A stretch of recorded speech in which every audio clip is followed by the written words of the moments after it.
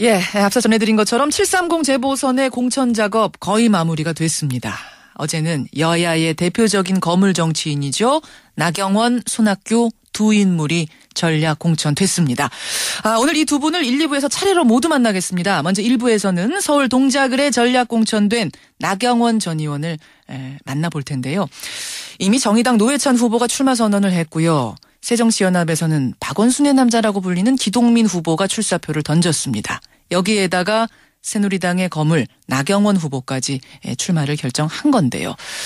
이렇게 되면은 서울시장에 출마했던 두 사람과 현 서울시장의 측근 인사, 이렇게 흥미로운 3파전이 됩니다. 오늘 새누리당 나경원 전 의원, 나경원 후보 연결을 해보죠.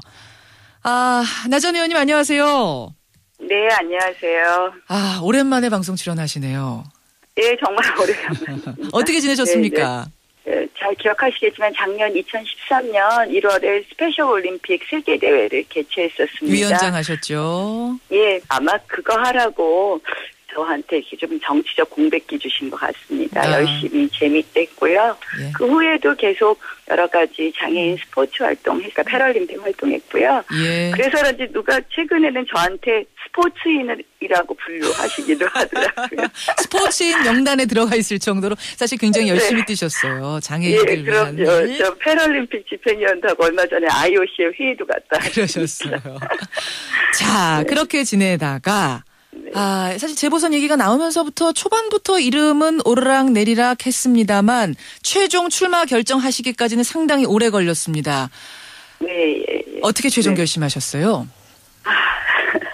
사실 이제 처음에 저한테 당에서 사실 이제 와서 드리는 말씀이지만 수원을 가라고 많이 말씀하셨습니다. 수원을 가라. 이게 진짜였군요. 제가 소문은 들었습니다만. 예. 근데 저는 또 서울시장을 출마한 사람이고 또 중구에서 시작했던 사람인데 정치인이 자꾸 왔다 갔다 하는 게 전 그렇게 싫더라고요.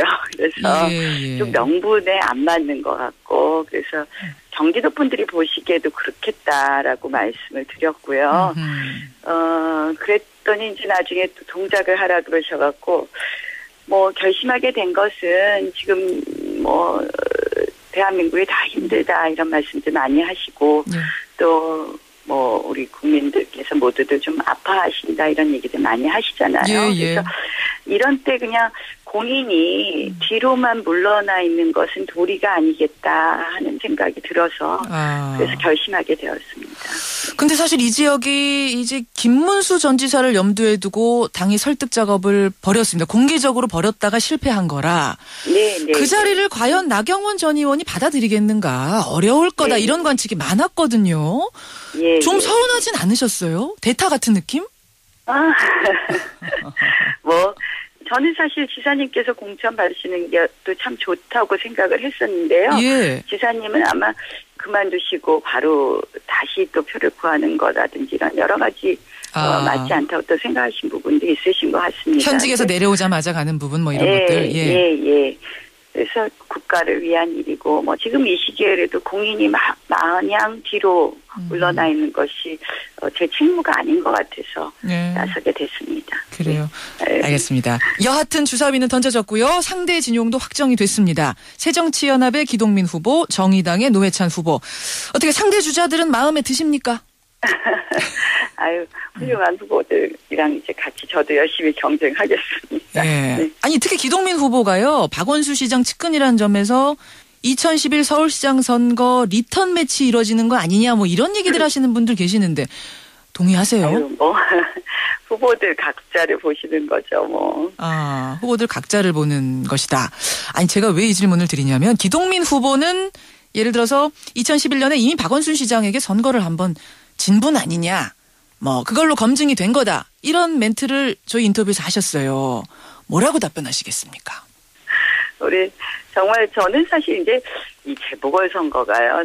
너무 이게 중앙정치 선거로 비춰지는 부분은 참 바람직하지 않다고 생각을 해요. 그래서 그런 식으로 지역 주민들께 말씀드린 건 참 예의가 아니지 않나 이런 생각을 합니다. 또 다른 후보가 한 명 있습니다. 정의당 노회찬 후보. 근데 노회찬 후보도 요즘 출마 선언하고 이제 여기저기 인터뷰하시는데 이런 말씀하셨어요. 지금 국회에 부족한 의원이 나경원 의원 같은 분이 아니라 노회찬 의원 같은 사람이다. 이것에 대해서는 이제 상대 후보로서 뭐라고 답변하시겠습니까? 노회찬 후보님은 제가 의정활동을 같이 해봐서 아는데요. 예. 굉장히 설득력 있으시고 말씀에 또 그리고 제가 참 좋아하는 후보님이시고요. 그런데 이제 뭐 제 생각에는 예.